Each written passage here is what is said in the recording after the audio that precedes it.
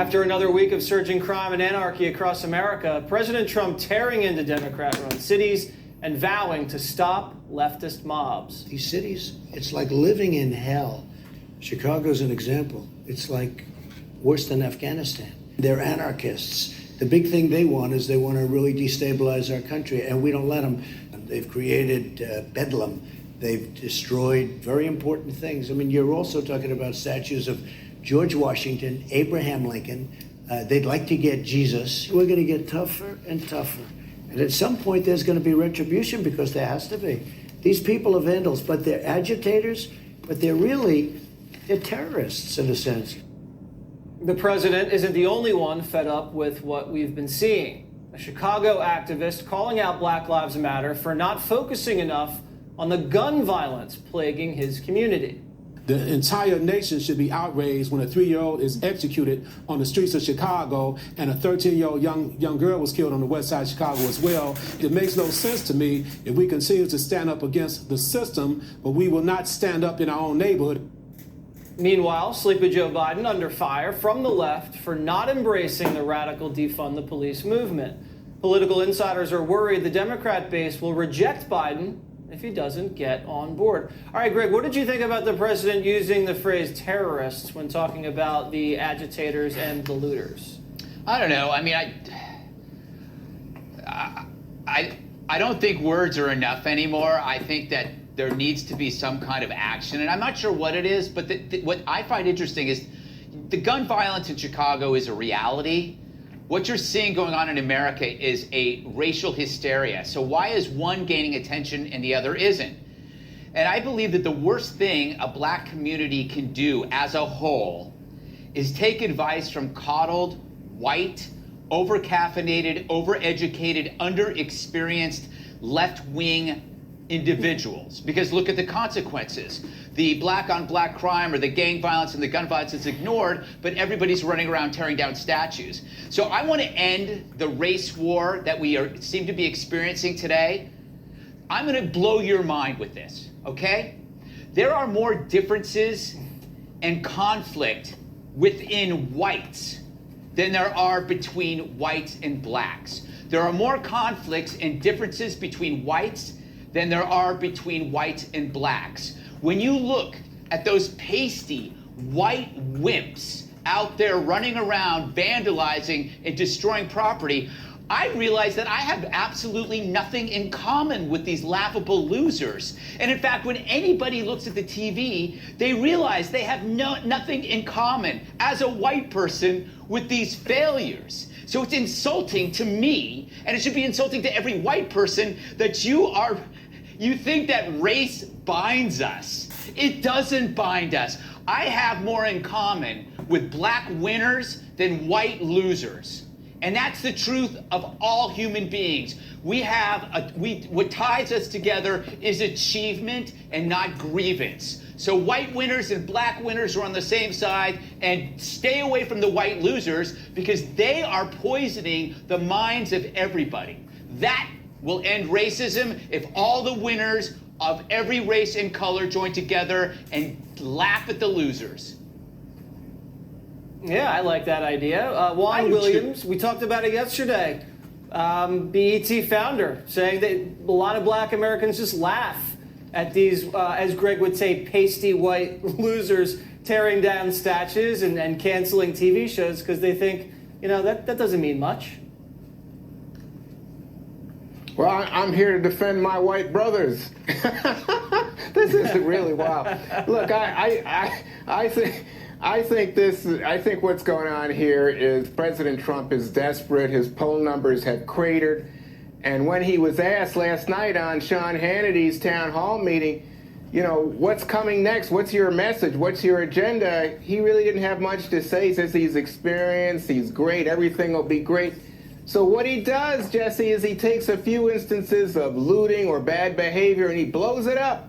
Suddenly, cities are war zones. Afghanistan. Suddenly, these people are terrorists. They're so powerful. They're threatening our social fabric. I mean, the reality is that his messaging Well, I is mean, I just think if you not lived in working. Minneapolis, Let me- Minnesota, you'd probably agree that it did No, look like a let me war just zone say because something. everything's on fire and it cost No, $1 billion look. in damage. Now, look, you can keep showing the same footage again and again and again. But let me just say, 'Cause it's real. Don't trust me on this.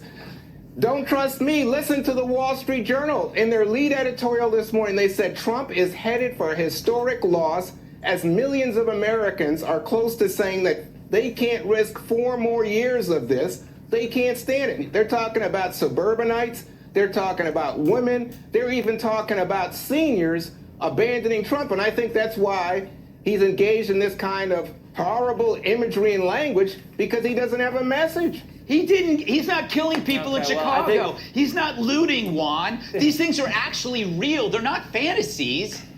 True, he could do a better job. He could do a better job facing these problems. We agree with that. But you can't lay those problems on him as somehow he's conjuring this stuff up in order to win an election. This stuff is real. People are suffering, Juan. They're suffering in Chicago. They're suffering in Minneapolis. They're suffering in New York. They're suffering in Atlanta. They're suffering in Dallas. They're suffering in California. And you go, isolated incidents? Wake up, Juan. You got to wake up to this and start helping your party face the truth.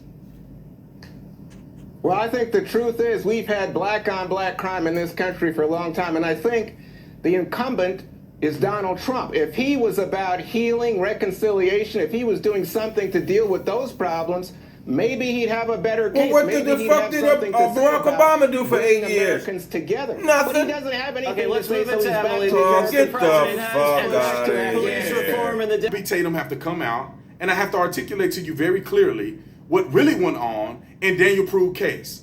This wasn't a case of suffocation by police officers. This wasn't a case of police brutality, and the black man is always. This is a case of a guy who was mentally ill, high on PCP, and ended up dying from what we consider to be excited delirium.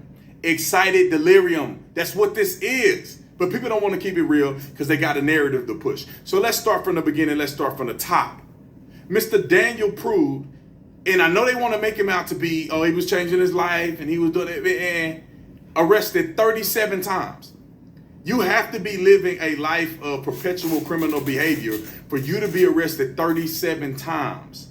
37 arrests. So this guy is no rookie to police involvement. This guy is no saint, and it's reasonable to believe that he got into a situation that necessitated him to be negatively involved with police. You could disagree with me if you want to. I don't care. 37 arrests. I think he had 8 convictions.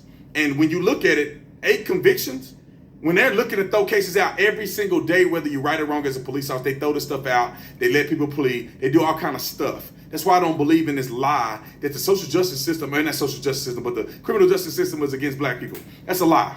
That's a lie. You know what I mean? It's a whole bunch of other factors. I'll make another video. Anyway, let's get back to Daniel Pruitt. At the time that this happened, I just want to put this in perspective. Right before this happened, this man, Daniel Pruitt, went crazy. And I think it was because of the PCP, not because he was some innocent man with mental illness. It probably was because he was using drugs. I got people in my family that use drugs, so I know what it is. Probably was using drugs. He was so bizarre with one of his family members that he ended up having to move with his brother, who's the guy on the news crying and being fake, in my personal opinion. Not the crying, but being fake about his character and what the police did. Anyway, in a report, it says that his brother had claimed that he believed that Daniel Pruitt was high on PCP and he was acting erratically, to the point in which he was throwing himself down headlong downstairs and screaming and acting crazy and being bizarre, to the point where they committed him to a mental health facility, facilitated by police. Now, I'm telling you, police took him. They don't want to say it because police normally do that. They'll take you to the facility and get you help. It was according to body-worn camera and police reports. So you know the police did it. Now, they ain't going to talk about it because this is a positive interaction with the police actually getting him the help he needed the first time. He gets out because the mental health facility don't hold nobody for nothing. And it probably was because he was on drugs and he's not really mentally ill. Now, they let him out. He goes out. He's at his brother's house acting a fool again. Acting a plumb fool. To the point where his brother was afraid. He left, came back, did some other crazy stuff that his brother ended up calling the police to come back and assist. Because there's no way he can control him. He thought the guy was dangerous and high on PCP. interact with the police officers. Now you'll see it in the video that I shared on TaterReport.com. You'll see in the video, he was bucket naked. He was bucket naked, man. That man ain't got no clothes on. And during this time, it was snowing outside in New York. He ain't got no clothes on. He bucket naked on the ground. They handcuffed him. He originally was cooperating. Then he began to get crazy. Telling them he want their gun so he can do you know what to you know who. Yelling, talking about Jesus, all kind of stuff. Similar to how people act when they're high on PCP. Then he began to spit. They put what they call a spit sock on the guy's head. Now, a spit sock is, you can see clean through a spit sock. You can breathe clean through a spit sock. It's a lot thinner than, you know, what people will wear right now on the COVID mask. It's a lot thinner than that. When you spit, it's supposed to block the spit from directly hitting somebody's face. It's not doing completely block liquid from coming out. Now, they put the thing on his head because it was a spit risk. He had already alluded to the fact that he had the 19. You know what I'm saying? He had the 19. And then they don't know what other communicable diseases he probably have. So him being a threat, they got to put that on his head. That's not just a police thing. They do it in the medical facility as well. So it is something that's not a problem. They do it all the time, and nobody has ever died from a spit sock on their head. Now, they put the spit sock on his head. He began to be more and more bizarre. When a person is acting erratically, like he is, high on drugs, you have to control the person. You control the person by the head. Everybody knows you can control the person by controlling the upper part of their body, which is the head. When you leverage the head, the body will follow. So they was holding his head down, pressed down on the ground with his head to the side, not face down in the ground, but his head to the side, pressing his head against the concrete so he don't bang his head on the ground and he don't move his body around. Very simple, very pragmatic. It happens all the time. They're not had their elbow on his head and crushing his head to the ground. That's not what happened. Not one time did he complain on the video that I saw. Not one time did he complain he couldn't breathe of the such. The other officer had his knee on his back, right on the shoulder. The other guy was holding his head down to protect him until the medical staff got there to restrain him because he's completely lost his mind on drugs. Now at one point in time, sorry, do it again. Now, at one point in time, it looked like he threw up. The officer alluded to the fact that it looked like it was water. There's a potential that he could have choked on his own, throw up, and put him in a negative position. Ladies and gentlemen, he did not die on that day. 7 days later, he passed away in the hospital, not in police custody. So I don't know how they blaming the police on this, but whatever. He ended up, looked like he went unconscious or he fell asleep or whatever the case may be. Now, there is a part in the video where officers were joking and laughing and doing different things related to what the gentleman was going through. I can see how people can be upset with that, but let's keep it real. Let's keep it 100. Anybody in the military, anybody that's nursing, anybody that's a police officer, when I say nursing, meaning that you're in the medical field, or anybody that's in any position like that deal with trauma, you joke, you make fun of people, you do it all. You know, that's a way to divert stress. Everybody with a brainstem understands that. And you're going to joke with a man that's buck naked, running around, screaming and yelling all this crazy stuff high on PCP. It's funny.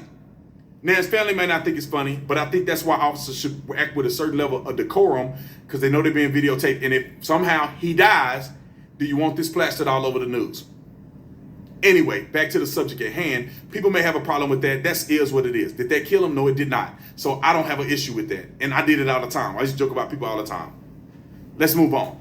So people may have a problem with that. But beyond that, there is no unequivocal evidence that the police were directly responsible in his death. Now, the autopsy is very sketchy to me because there's a concept called excited delirium, which is exactly what he went through. And then also they said from some type of a suffocation. None of that had anything to do with what the police officers did. He died 7 days later in the hospital. Now, excited delirium. Let me explain this real quick because I don't want to take too much of your time.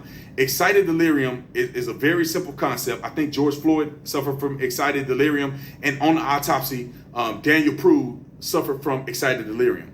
Excited delirium is when you're on the upper, like you're on PCP, you're on methamphetamine, and your heart rate goes out of the roof. You become superhuman. You got all this strength, adrenaline is rushing, and you begin to crash. Similar to, like a snack, like a sugar crash or a coffee crash.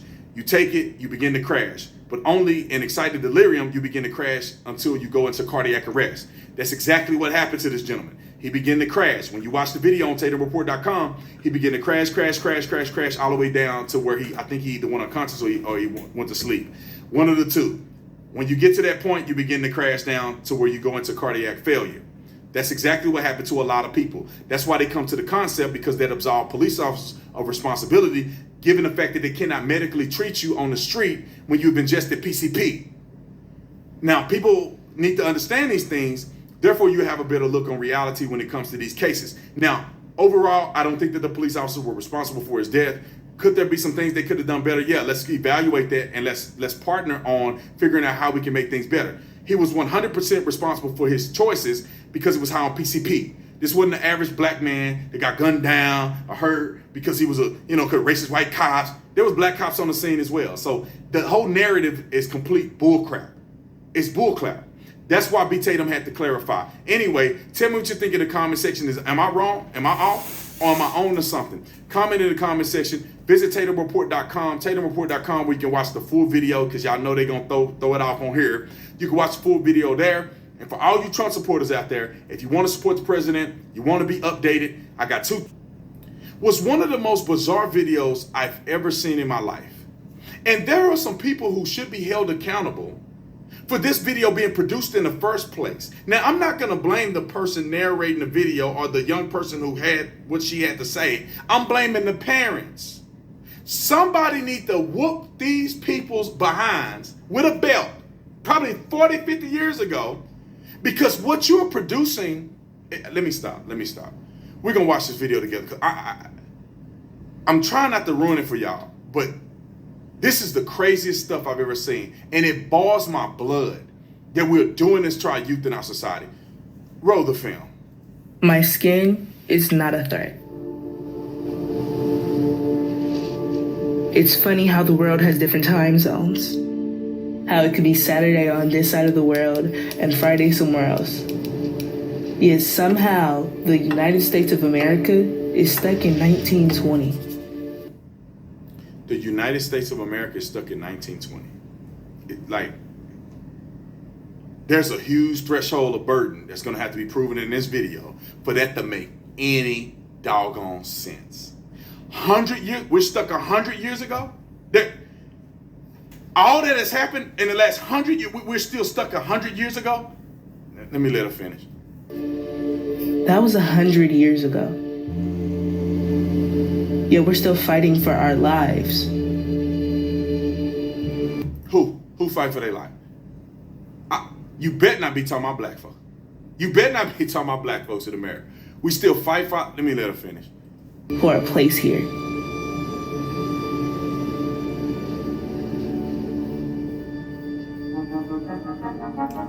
Vox would make a video like this. Vox would make a video like this. What did we ever do to make them hate us so much? Them? To make them hate us so much? Now you see this little drawing is a white person. To make white people hate you so much? I just want to know, who hate black people more, white people or black people? Right. Because when you look at the crime statistics, let me keep going. Know for a fact they love our culture. They love to steal our braids, the way we talk, anything we call ours. But when it's that one white bad cop and that one innocent black person, that black person fears for their life. Now, explain to me, somebody need to clarify this for me. What innocent black person are you talking about? What innocent black person are you talking about that look like a scenario that's being played out right here? That's running from the police. You show me an innocent black person. Who? Every one that I've seen and I've heard have been